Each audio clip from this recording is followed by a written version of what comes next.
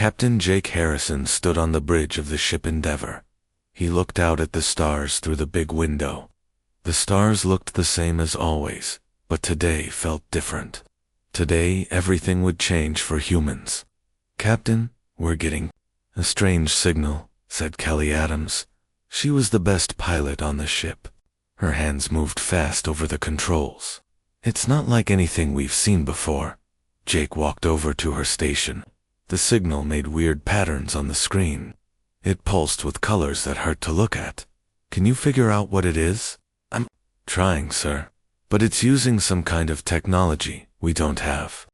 Kelly pressed more buttons. The signal got stronger. "Wait, I think it's trying to talk to us." Dr. Lisa Murphy ran onto the bridge. She was breathing hard. Lisa studied alien life, even though humans had never met any real aliens before. "Captain, you need to see this.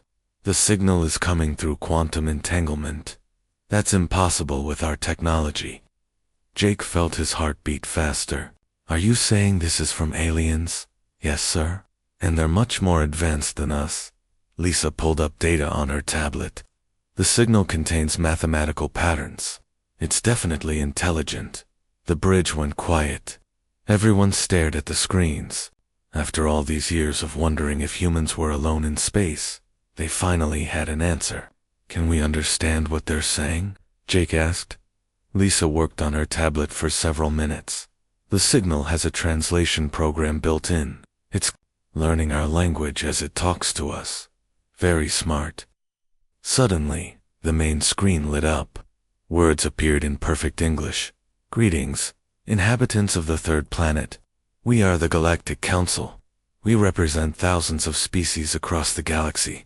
We have been watching your species for some time. You have reached a level where you can join the galactic community, if you prove worthy." Jake read the words twice. His mouth felt dry. This is really happening. More words appeared. "We invite your species to take the tests of worthiness. These tests will show if humans can become galactic citizens. If you pass, you will gain access to advanced technology and knowledge. If you fail, your species will be placed under our protection for your own safety." Kelly looked worried. "Protection? That doesn't sound good." Lisa was reading more data. "Captain, there's more information here. The tests have 3 parts: technology, warfare, and wisdom. Every species must take them." "What happens to the species that fail?" Jake asked. Lisa's face went pale. "They become ... protected species. The Council takes care of them, but they can never develop their own technology, or make their own choices." Jake understood. Failure meant slavery, even if the aliens called it protection. "How long do we have to decide?" The screen showed new words. "You have 7 Earth days to send your answer. If you accept, you must choose 5 representatives. They will travel to our testing facility. The tests will determine your species' future." The signal ended. The bridge was quiet again. Jake looked at his crew. They all looked scared and excited at the same time. "Get me a direct line to Earth Command," Jake said. "President Carter needs to know about this right away." 3 hours later, Jake was in a video call with the most important people on Earth. President Helen Carter sat at a big table with her advisors. Commander Ryan Clark was there too. He ran Earth's Space Defense Forces. "So let me understand this correctly," President Carter said. "Aliens exist. They want to test us. And if we fail, we become their pets."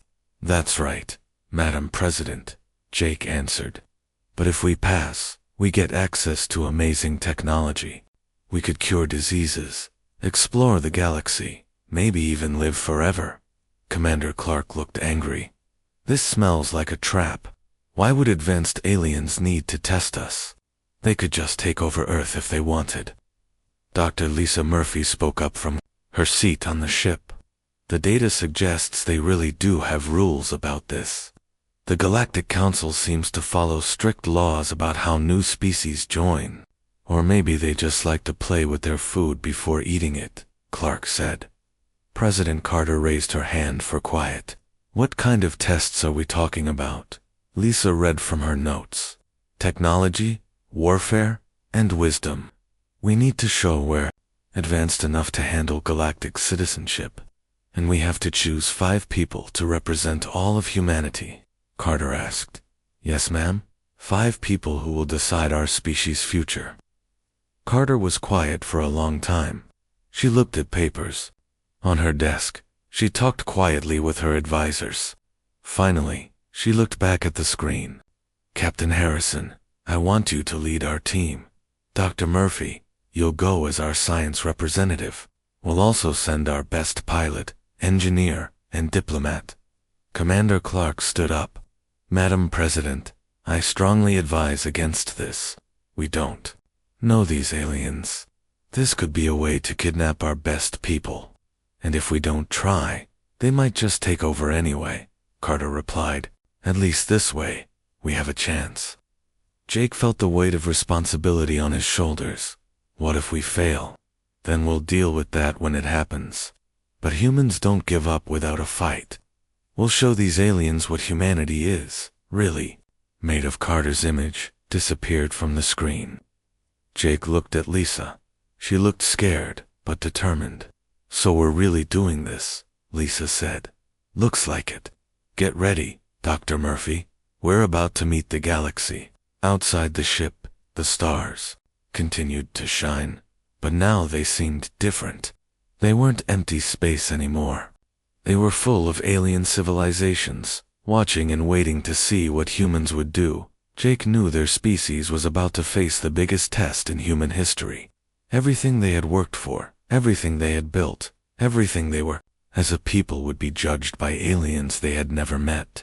He just hoped humanity was ready for what was coming. The space station was bigger than anything Jake had ever seen. It stretched out like a metal city floating in space. Ships from different worlds flew around it like insects around a bright light. Some ships had strange shapes that hurt to look at, others glowed with colors that didn't exist on Earth. Welcome to Nexus Prime, Kelly said as she flew their shuttle toward the docking bay. Her voice sounded small. I've never seen anything like this. Jake sat behind her with the rest of the human team. Ben Torres was looking at his engineering equipment with wide eyes. Patricia King, their diplomat, was reading notes about alien cultures. Steve Wright sat quietly, as he always did before important events. Dr. Lisa Murphy pointed at the different ships. Look at all those species. We're really not alone. Their shuttle entered a huge docking bay. The bay was so big that Earth's largest airports would look tiny inside it. Hundreds of different ships sat in neat rows. Alien beings walked around between the ships. Some had tentacles instead of arms. Others looked like giant insects. A few looked almost human, but with different colored skin and strange eyes. Remember, Jake said to his team, we represent all of humanity. Stay calm, be respectful, but don't let them think we're weak. Their shuttle landed with a soft bump. The door opened, and they walked out onto the alien station. The air smelled different. It was clean, but it had a metallic taste that made Jake's nose itch. A tall, thin alien walked toward them. It had 4 arms and skin that looked like blue metal. Its eyes were large and black, with no whites at all. I am Administrator Quindoc, the alien said. Its voice sounded like metal scraping against stone. You are the humans, I assume. Yes, Jake replied. I'm Captain Jake Harrison. This is our team. Quindoc looked at each human with its black eyes. Jake felt like the alien was measuring them, finding them small and weak. Follow me, Quindoc said. The council is eager to see what your species can do. They walked through long hallways. The walls showed pictures of different alien worlds. Some were beautiful, with purple skies and floating cities. Others looked dangerous, with red deserts and lightning storms. How many species are in the council? Patricia asked. Over 3,000, Quindoc answered without looking at her. Most of them earned their place through these same tests. A few, did not. What happened to the ones that didn't pass? Lisa asked. Quindoc stopped walking. He turned to look at her with something that might have been a smile. They are well cared for, protected, safe from the dangers of advanced technology. Jake didn't like the way the alien said protected. They entered a huge round room. The ceiling was so high that Jake couldn't see the top. Hundreds of aliens sat in seats that went up the walls like a giant stadium. They all stared down at the humans. In the center of the room was a raised platform. Quindoc led them to it. "Welcome, humans, to the arena of judgment," Quindoc announced. His voice echoed through the room. "Here you will prove your worth too. Join the galactic community." Jake looked up at all the alien faces, staring down at them. Some looked curious. Others looked bored. A few looked hungry. "The first test is technological achievement," Quindoc continued. "Each species must demonstrate their most advanced creation. Show us what makes your people special." An alien that looked like a walking tree stepped forward. It pressed a button on a device, and suddenly, the air around it became solid. The alien pushed against the solid air, like it was a wall. "Energy manipulation," Quindoc explained. "Very useful for building and defense." Next came an alien that looked like a giant spider. It showed a machine that could change metal into any shape just by thinking about it. The watching aliens made sounds that might have been applause. More aliens showed their technology. One created fire from nothing. Another made gravity work backwards, floating in the air. Each demonstration was more impressive than the last dot. Finally, it was humanity's turn. Ben Torres stepped forward. He looked very small compared to the aliens around him. In his hands, he held what looked like a simple tablet computer. Some of the watching aliens made sounds that Jake thought might be laughter. Their most advanced technology probably looked like a toy to these beings. "This is our most advanced creation," Ben said. His voice was steady, even though Jake could see his hands shaking. "We call it a memory projector." Ben touched the tablet's screen. Suddenly, the air above the platform filled with images. But these weren't just pictures. They were real experiences that everyone in the room could feel. The aliens found themselves standing in ancient Greece. They could smell the ocean and feel the hot sun. 300 human warriors stood at a narrow pass, facing an army of thousands. The aliens felt the fear in the warriors' hearts, but also their determination to protect their homeland.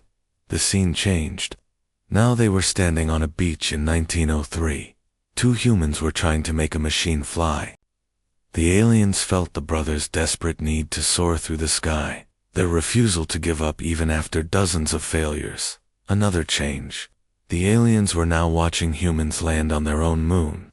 They felt the wonder and hope of billions of people watching from Earth. They understood that this wasn't just about reaching another world. It was about proving that humans could do impossible things. The experiences kept coming. The aliens saw humans fighting diseases, rebuilding after wars, helping strangers in disasters. But they also saw the failures. Wars, poverty, hatred, destruction. Ben didn't hide humanity's dark side. What shocked the aliens was how humans responded to failure. Instead of giving up, they learned, they changed, they tried again. When humans made mistakes, they used those mistakes to become better. The projector showed humanity's response to a deadly virus that spread across Earth. The aliens felt the fear and sadness of billions of people locked in their homes. But they also felt something else. Humans taking care of each other. Doctors risking their lives to help patients. People making sure their neighbors had food. Scientists from different countries working together to find a cure. The final image was of children from different human countries playing together in a park. The aliens could feel the children's joy, their complete lack of hatred for people who looked different from them. When the projection ended, the arena was completely silent. No alien made a sound. They all stared at the humans with expressions. Jake couldn't read. Quindoc looked confused. What? What was that supposed to demonstrate? You showed us your failures as well as your successes. Ben looked up at all the watching aliens. Because our failures made us who we are. We don't try to hide our mistakes. We learn from them. That's what makes us human. An alien in the crowd made a sound like crying. Another one was shaking. Jake realized that no species had ever shown their weaknesses as a source of strength. This is unusual, Quindoc said. He looked at other important aliens sitting in special seats. They were all talking quietly among themselves, looking confused and worried. The first test is complete, Quindoc announced. Tomorrow we will test your combat abilities. As the humans were led to their rooms, Jake heard aliens talking in the hallways. Some sounded angry, others sounded scared. A few sounded like they were crying. What did we just do? Kelly whispered. I think, Lisa said quietly, we just showed them something they've never seen before. Jake looked back at the arena. Some aliens were still sitting in their seats, staring at the place where the human projection had been. They looked like people who had just learned that everything they believed was wrong. Tomorrow would bring the second test. Jake wondered if humanity had already changed something important in the galaxy, or if they had just made a terrible mistake. The combat arena was different from the technology testing room. This one had high walls and sandy ground. It looked like the old Roman fighting places Jake had seen in movies. But instead of humans watching, thousands of aliens filled the seats. Above, Jake stood with his team at the edge of the arena. Today was the second test, combat ability. Each species had to show how they fought and how strong their warriors were. I still think this is a bad idea, Steve Wright said quietly. He was their warrior representative, but he didn't look like most people expected a warrior to look. Steve was calm and thoughtful, not angry or violent. You'll do fine, Jake told him. Just be yourself. The first alien warrior entered the arena. It was huge, twice as tall as any human. Its skin looked like rock, and it had claws instead of hands. The alien picked up a weapon that was bigger than Steve's whole body. The warrior demonstrated its fighting skills by destroying practice targets. Each target was made of metal, but the alien's claws cut through them like paper. When it roared, the sound made Jake's ears hurt. Impressive, Quindoc announced. The Karthak warrior shows the strength that has protected their species for 1,000,000 years. More alien warriors followed. Some were fast, like lightning. Others were strong, like machines. One alien warrior could turn its skin into metal. Another could become invisible. Each demonstration was more frightening than the last. These weren't just soldiers. They were perfect killing machines, created by millions of years of evolution or genetic engineering. Finally, it was Steve's turn. He walked into the arena wearing simple military clothes and boots. He carried no weapons. Compared to the alien warriors, he looked like a child. The watching aliens made sounds that Jake was learning meant laughter. Some of them pointed at Steve like he was a joke. Quindoc looked confused. Where are your weapons, human? Where is your armor? Steve stood in the center of the arena. I'd like to speak first, if that's allowed. More alien laughter. Quindoc seemed amused. Speak. This is a combat test, not a debate. Please, Steve said. It's important. Quindoc waved one of his 4 hands. Very well. Entertain us with your words before you demonstrate your pitiful fighting abilities. Steve looked up at the thousands of aliens watching him. He began to speak in a clear, strong voice. I want to tell you about some human warriors, he said. First is John Wilson. He was a teacher at a school. When bad men came to hurt the children, John stood in front of them. He had no weapons, no armor. The bad men shot him, but John didn't move. He saved 26 children that day. The arena got quieter. Some aliens stopped laughing. Then there's Mary Johnson. She was a nurse in a war. When bombs fell on her hospital, she could have run away. Instead, She stayed to take care of wounded soldiers from both sides of the fight, enemy and friend. She helped them all. A bomb killed her while she was saving an enemy soldier's life. Steve walked slowly around the arena as he spoke. David Brown was a firefighter. When a building was burning, everyone ran out. David ran in. He saved 8 people that day. The building fell on him while he was carrying out the little girl. The aliens weren't laughing anymore. Many were listening carefully. Steve continued telling stories. Stories of humans who fought not because they loved violence, but because they loved something more than they feared death. Police officers who died protecting strangers. Soldiers who threw themselves on bombs to save their friends. Ordinary people who stood up to bullies even when they knew they would lose. These are our warriors, Steve said. They don't fight to show how strong they are. They fight to protect what they love. When Steve finished speaking, the arena was completely silent. Then Quindoc spoke.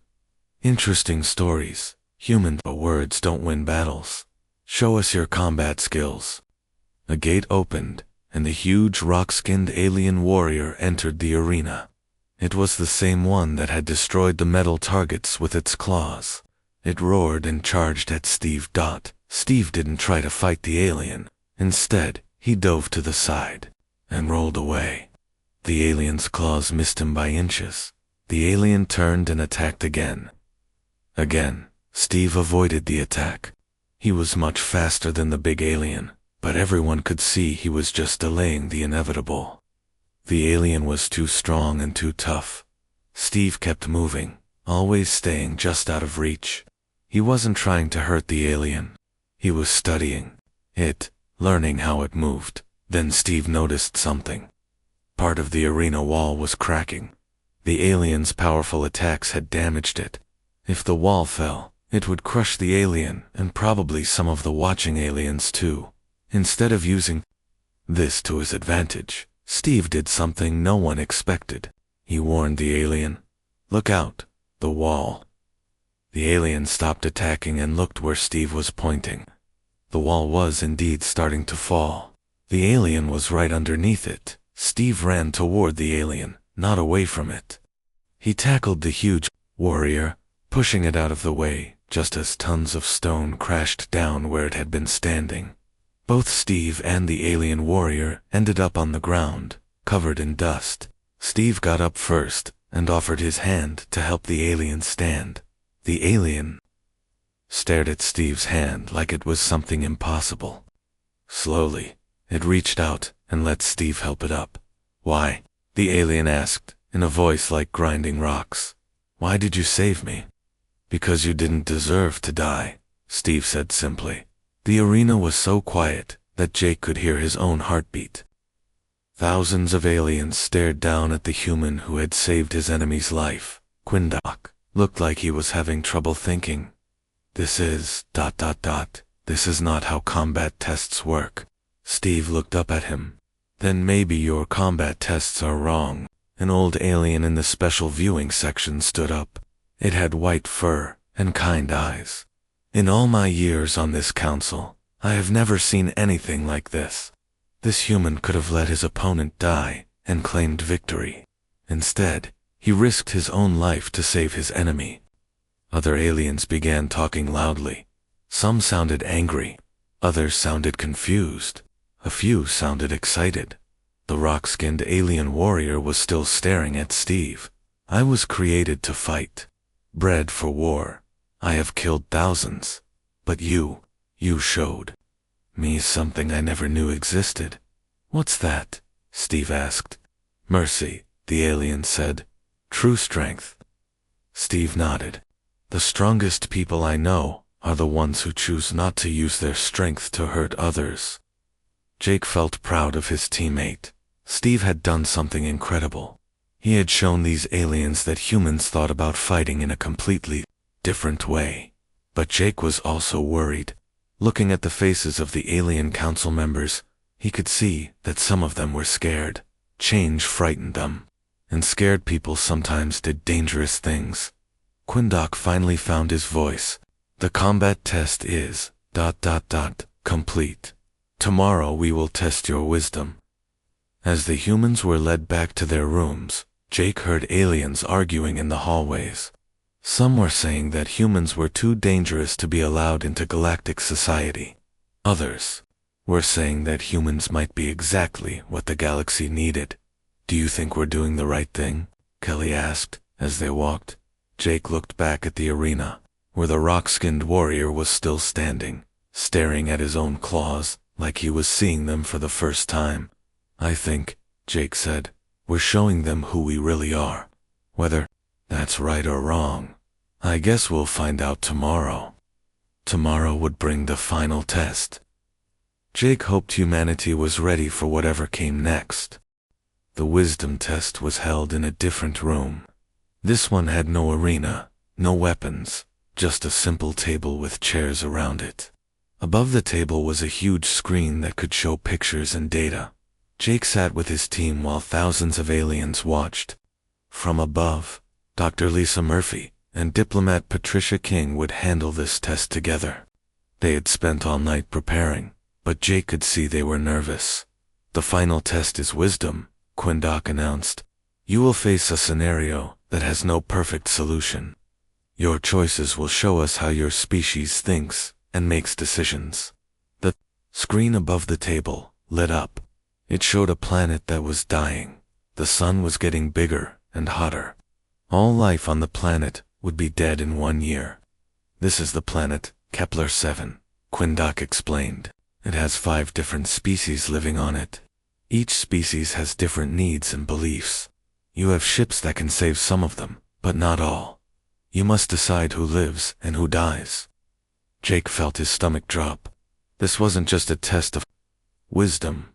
It was a test of who humans thought deserved to live. Other species had already taken this test. The screen showed their solutions. Most aliens had used math to decide. They calculated which species were most useful, which were smartest, which were strongest. They saved the maximum number of lives using cold logic. One alien species had saved everyone with high intelligence scores. Another had saved only the young and healthy. A third had saved the species that were most similar to themselves. All the solutions made sense from a practical view, but they also felt wrong to Jake. "Now it's your turn," Quindoc said. "You have 1 hour to study the data and make your choice." Lisa and Patricia began reading the information about the 5 species on the dying planet. The first species was very old and wise, but slow to adapt.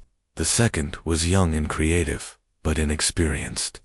The third was strong and hard-working, but not very smart. The fourth was peaceful and artistic, but couldn't defend themselves. The fifth was aggressive and territorial, but excellent survivors. "This is horrible," Patricia whispered. "How are we supposed to choose?" Lisa was reading more data. "Wait, it says these are simulated beings. Computer programs, not real people." Patricia looked up at Quindoc. "Can we talk to them?" "The simulated people." Quindoc looked confused. "Why would you want to do that? They're just programs, data points. But they represent real beings, right? They think and feel like real people would."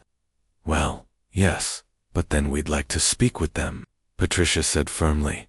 Quindoc looked at other council members. They were talking quietly among themselves. Finally, he turned back to the humans. "This is unusual.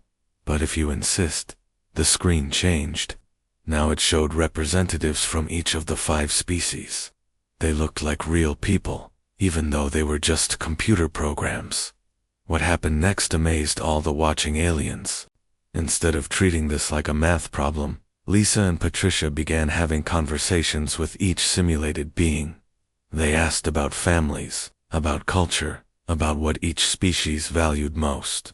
They learned that the old species cared more about preserving their history than saving their lives. The young species wanted to make sure their children could grow up safely. The artistic species were willing to die if their art could be preserved. The aggressive species valued honor above survival.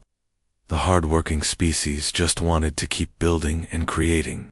We understand this is just a simulation, Patricia said to the programs. But if you were real, what would you want us to do? The old species representative spoke first.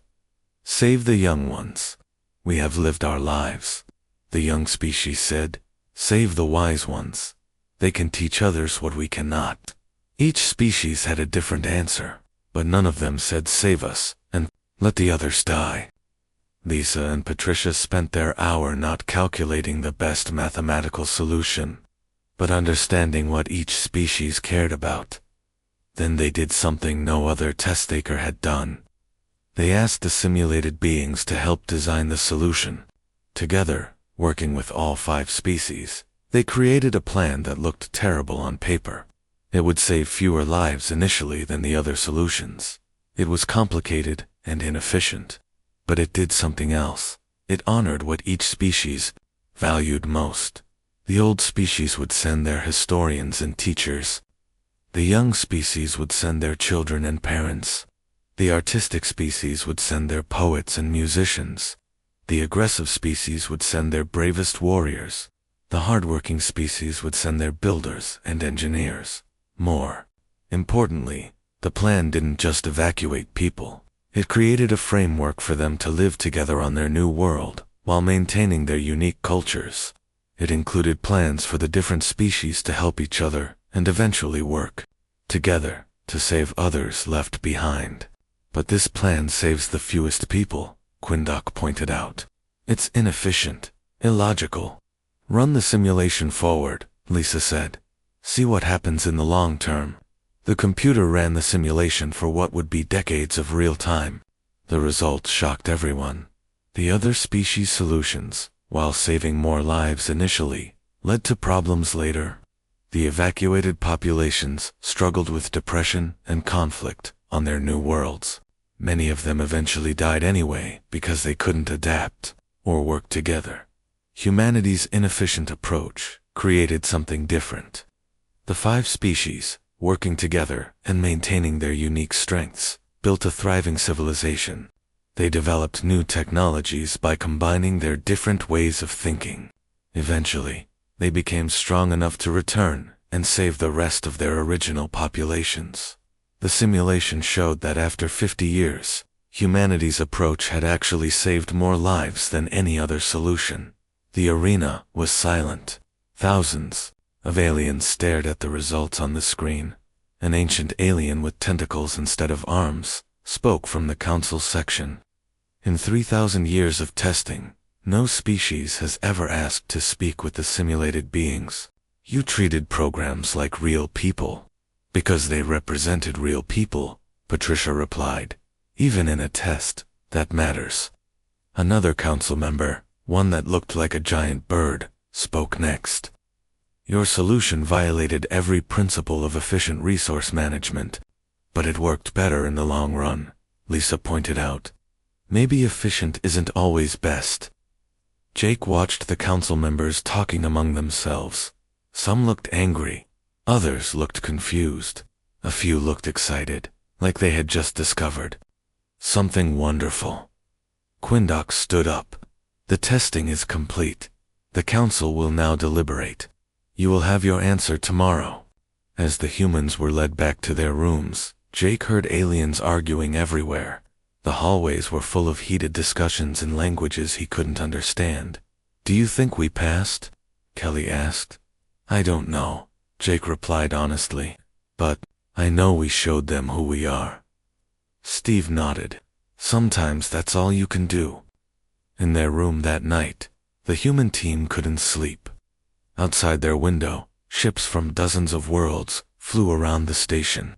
Tomorrow, they would learn whether humanity would join those civilizations or be declared too dangerous for galactic society. Lisa sat by the window, looking out at the stars. Whatever happens, we didn't compromise who we are. That's what I'm worried about, Patricia said. What if who we are isn't what they want? Jake thought about that. All 3 tests had shown the same thing. Humans approached problems differently than other species. They valued things like mercy, relationship, and meaning over pure efficiency. But were those values compatible with a galactic civilization? Tomorrow, they would find out. Tomorrow, they would learn whether humanity's greatest strengths were also their greatest weaknesses. Jake couldn't sleep. He stood by the window in their room, looking out at the space station. Alien ships moved like glowing dots in the darkness. Somewhere in this huge station, thousands of alien beings were deciding humanity's future. Through the walls, he could hear voices. The aliens were arguing. They had been arguing all night. Sometimes the voices got loud and angry. Other times they got quiet and worried. Jake didn't understand their languages, but he could feel the tension. "Can't sleep either?" Lisa asked. She came to stand beside him at the window. "Too much thinking," Jake replied. "What do you think they're talking about?" "Us," Lisa said simply. "We broke their rules. All 3 tests, we did things no other species has ever done." Kelly joined them at the window. "Maybe that's good. Or maybe that's exactly what they're afraid of," Steve said from his chair. He had been sitting quietly for hours, thinking like he always did. Patricia was reading reports on her tablet. "I've been studying the data about other species that took these tests. The ones that passed all did similar things. They showed they were smart, strong, and logical. They proved they could fit into the galactic system." "And the ones that failed?" Jake asked. "They were too different, too unpredictable, too ... Patricia paused. "Too much like us." Ben Torres had been working on his equipment all night, on picking up communication signals between council members. They're split into 3 groups. One group wants to accept us, one wants to reject us, but there's a 3rd group that's talking about something else entirely." "What kind of something else?" Jake asked. "I can't tell. The signal is encrypted. But whatever it is, it's got them really excited or really scared." Dawn came to the space station, though it was artificial dawn, created by the station's lights. A guard alien came to their door. "The council will see you now," it said. They followed the guard through the same hallways as before, but everything felt different. More aliens were in the corridors, all moving toward the main chamber. They looked excited and nervous. The great chamber was completely full. Every seat was taken. Jake had never seen so many different species in one place. As the humans entered, all conversation stopped. Thousands of alien eyes focused on them. At the center of the chamber, the council leaders sat at a curved table. Quindoc was there, along with dozens of other important-looking aliens. In the middle sat the oldest alien Jake had ever seen. It had white, glowing skin and eyes like deep water. "Humans," the ancient alien said. Its voice was like music and thunder at the same time. "I am Elder Zenthara. I have led this council for 500 years. In all that time, I have never seen tests like yours." Jake felt his heart beating fast. "Thank you, Elder. I did not say it was a good thing," Zenthara continued. "You have disrupted our procedures, made us question methods that have worked for thousands of years." The chamber was completely silent. Jake could hear his own breathing. "Your technology test showed us that failure can be a source of strength. Your combat test showed us that true warriors protect their enemies. Your wisdom test showed us that inefficient solutions can be better than logical ones." Zenthara stood up slowly. "These ideas are dangerous to our ordered society." Jake's heart sank. They had failed. Humanity would become a protected species, like pets in a galactic zoo. But then, Zenthara continued speaking. "They are dangerous because they are true." The chamber erupted in noise. Aliens were talking, shouting, arguing. Some sounded angry. Others sounded excited. The elder raised a hand for silence. "The council has debated all night. We reached a decision that has never been made before in galactic history." Jake held his breath. "We do not offer humanity membership in the Galactic Council." Jake felt like someone had punched him. They had failed after all. "Instead," Zenthara continued, "we offer humanity something more. We offer partnership in creating a new kind of galactic civilization. The chamber exploded in noise again. Jake wasn't sure he had heard correctly. Quindoc stood up, looking confused and worried. Elder, this is highly irregular. We have procedures. Our procedures are wrong, Xanthera said firmly. This species has shown us that, for thousands of years, we have built a galaxy based on hierarchy and efficiency. We thought this was the only way. The humans have shown us different approaches that work better. An alien with multiple heads spoke up. But Elder, if we change our methods, what happens to our authority, our order? They evolve, Xanthara replied, as they should have long ago. The Elder looked directly at Jake. Captain Harrison, your species approaches problems differently than any we have encountered. You value relationships over resources. You choose meaning over efficiency. You protect your enemies and learn from your failures. Jake nodded, not sure what to say. These are not weaknesses, Xanthera continued. They are exactly what our galaxy needs. We have created a perfect, efficient, predictable civilization, and it has been slowly dying because of that perfection. The Elder gestured to the thousands of aliens in the chamber. Look around you. How many new ideas has the Council had in the last 1,000 years? How many problems have we solved by thinking differently? The chamber was getting quieter as aliens began to understand what the Elder was saying. We invite humanity to join us, not as subjects or even as members, but as teachers. Help us build a galaxy where different approaches are valued, where failure is seen as learning, where protecting others matters more than protecting ourselves. Ambassador Zethkar, the alien, who had first contacted humanity, stood up. Elder, I support this decision. These humans have shown me that our way is not the only way, perhaps not even the best way. Other aliens began standing and speaking. Some supported the Elder's proposal, others opposed it. But Jake noticed something important. They were actually debating, actually questioning their old methods. The humans had already started changing things. Elder Xanthera raised his hand again. The vote will be tomorrow. But Captain Harrison, I want you to know something. Whether the Council accepts this proposal or not, you have already succeeded. How? Jake asked. You have made us think. You have shown us that there are other ways to solve problems. That alone is worth more than all our advanced technology. As the Council session ended, aliens crowded around the humans.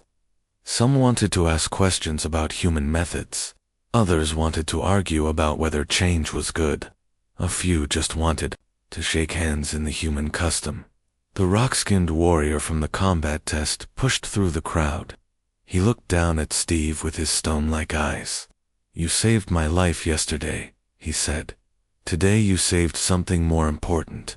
You saved my understanding of what strength really means. Steve smiled. We all have something to learn from each other. That evening, Jake stood again at the window of their room. But now instead of worry, he felt hope. Win or lose, tomorrow, humanity had shown the galaxy something new. Lisa joined him at the window. So what do you think? Will they vote to accept the Elder's proposal? Jake watched the alien ships moving through space. Each one represented a different world, a different species, a different way of thinking.